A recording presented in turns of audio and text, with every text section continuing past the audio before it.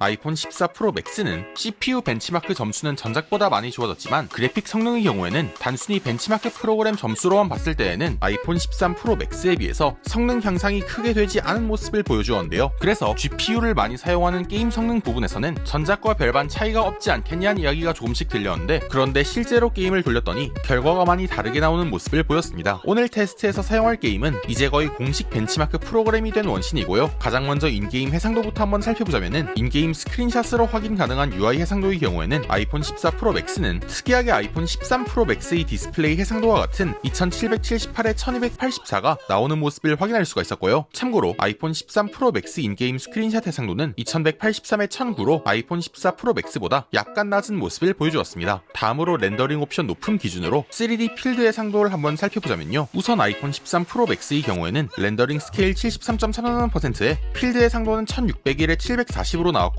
그리고 아이폰 14 프로 맥스의 경우에는 렌더링 스케일 60%에 필드 해상도는 1667에 771로 아이폰 13 프로 맥스보다 필드 해상도가 아주 약간 더 올라간 모습을 보여주었습니다. 하지만 여전히 인게임 스크린샷 해상도 1920에 1599에 렌더링 스케일 83.33%로 압도적인 필드 해상도 1600에 1333이 나오는 갤럭시 Z 폴드 4에 비해서는 둘 다 해상도가 좀 더 낮게 나오는 모습을 보여주었습니다. 멀리 있는 물체 표현 옵션 같은 경우에는 아이폰 버전 원신에서는 멀리 있는 물체가 디테일하게 제대로 보이는 모습을 확인할 수가 있었고요. 안드로이드 버전 원신의 경우에는 풀옵션으로 설정을 해놓더라도 멀리 있는 물체를 찰흙 수준으로 전부 다 뭉개버린 모습을 보였는데, iOS 버전의 경우에는 멀리 있는 물체를 표현한 옵션이 안드로이드 버전보다 훨씬 높게 설정되어서 멀리 있는 물체의 디테일이 제대로 표시된 모습을 확인할 수가 있었습니다. 이렇게 해서 원신 해상도와 그래픽 옵션을 살펴봤으니 이제는 프레임을 확인할 차례인데요. 프레임 측정의 경우에는 최신 맵 수메르 필드 중 한 곳에서 이렇게 실드만 치는 식으로 테스트를 진행했고요. 원신이 게임 특성상 몬스터를 잡아버리면 바로 리스폰이 된 구조가 아니다 보니까 한 기기로 몬스터를 다 잡아버리면은 다음 기기 테스트를 같은 지역에서 연속으로 진행하는 것이 불가능해서 몬스터가 있는 지역에 가서 실드 스킬만 사용하면서 이펙트만 발생시키고 사냥을 하지는 않는 방향으로 테스트를 진행했습니다. 먼저 아이폰 13 프로 맥스입니다. 이거 같은 경우는 약 12분 정도 60프레임에서 계속 자잘한 프레임 드랍, 그러니까 잘내기라고 하죠. 그 상태를 유지하면서 12분 정도를 버티다가 결국 스로틀링이 와서 쓰러졌고요. 참고로 8월 말에, 그러니까 iOS 16 업데이트랑 원신 3.1 업데이트를 하기 전에 벤치마크를 돌렸을 때에는 7분 정도까지 상대적으로 안정적인 60프레임을 뽑아내다가 7분 정도가 지나면 스로틀링이 걸리면서 프레임이 확 떨어지는 모습을 보여주었는데, 업데이트 이후에는 예전보다 잘내기 좀 더 생기지만은 대신 유지력이 올라가는 그런 모습을 보였습니다. 이게 저번 테스트랑 결과 차이가 좀 크게 나서 기기를 식히고 짧게 테스트를 한 번 더 해봤는데 두 번 다 동일한 현상을 보이더라고요. 그러니까 어떻게 되었던지 간에 13 프로 맥스는 60프레임 방어를 하지 못했는데요. 그런데 아이폰 14 프로 맥스는 테스트 15분 내내 처음부터 끝까지 정말 안정적으로 잘렉도 거의 없이 60프레임을 방어해주는 모습을 보여주었습니다. 분명 그래픽 벤치마크 점수만 놓고 봤을 때에는 13 프로 맥스하고 최고 성능과 유지율이 크게 차이가 나지 않는 모습을 보여주었지만은 GPU 성능을 극한까지 쥐어짜는 3D마크 말고 CPU와 GPU 성능을 적당히 많이 끌어다 쓰는 고사양 게임을 할 때에는 14 프로 맥스가 13 프로 맥스보다 훨씬 뛰어난 퍼포먼스를 뽑아주는 모습을 보였는데요. 심지어 테스트 마지막에 그냥 실드 끼고 몬스터 가까이 가서 화려한 이펙트를 막 일으켰는데도 불구하고 프레임이 떨어지지 않는 모습을 확인할 수가 있었습니다. 와, 이거는 진짜 놀랍더라고요. 따라서 벤치마크 점수가 전작과 비슷하니까 성능이 비슷하다? 이게 아니라 벤치마크 점수는 비슷하지만 게임 플레이 시 실성능은 이번에 정말 엄청나게 올랐다고 말할 수가 있었습니다. 다음으로 전력 소모량을 한번 살펴보자면은 최대 전력 소모량과 평균 전력 소모량 모두 두 기기가 거의 비슷하게 나오는 모습을 보여주었고요. 그럼에도 불구하고 테스트 처음부터 끝까지 평균 프레임이 아이폰 14 프로 맥스 쪽이 일관적으로 높게 나왔다는 점을 감안하면은 동일한 전기를 먹였을 때 아이폰 14 프로 맥스의 성능이 좀 더 높게 나온다. 그러니까 정확하게 얼마 정도인지 계산하긴 힘들지만은 14 프로 맥스의 전체적인 전성비가 전작보다 좀 더 좋아진 것은 맞다고 봐도 되지 않을까 싶었습니다. 발열의 경우에는 3D마크 와일드라이프 익스트림 테스트를 돌려보면서 굉장히 재밌는 사실을 하나 발견할 수가 있었는데, 그것은 바로 아이폰 14 프로 맥스에서 발생한 발열이 13 프로 맥스보다 밖으로 훨씬 더 잘 빠지고 있다는 것이었습니다. 지금 보면 13 프로 맥스는 발열이 넓게 퍼지지 않고 있지만 14 프로 맥스는 발열이 좀 더 넓게 골고루 퍼지고 있으면서 동시에 최고 온도도 전작보다 약간 더 높게 올라간 모습을 확인할 수가 있었는데요. 물론 이게 반드시 좋다고 말할 순 없었습니다. 왜냐면 사용자가 느끼기에는 고사양 앱을 돌릴 때 발생한 발열이 전작보다 좀 더 올라간 셈이었기 때문인데요. 다만 열을 그만큼 밖으로 잘 뺀 만큼 성능 유지력 하나는 확실하게 챙겼다고 봐도 무방했고요. 결론적으로 아이폰 14 프로 맥스는 그래픽 벤치마크 점수만 놓고 보면은 전작과 별반 차이가 없었지만은 실성능 측면에서는 정말 많은 발전을 이뤄냈다고 말할 수가 있었습니다. 최근 들어서 벤치마크 점수는 높은데 성능이 잘 나오지 않거나 벤치마크 점수 점수가 전작과 비슷한데도 실성능은 훨씬 높게 나오는 등의 사례가 계속 나오는 만큼 스마트폰 성능을 중요하게 생각하신다면 단순히 벤치마크 점수만 확인하지 마시고 게임이나 각종 고사양 앱에서 실성능이 얼마나 나오는지를 반드시 확인하시면 좋을 것으로 보였습니다. 오늘 영상이 도움이 되셨다면 구독과 좋아요 한 번씩만 부탁드리고요. 그럼 다음에 다시 만나요.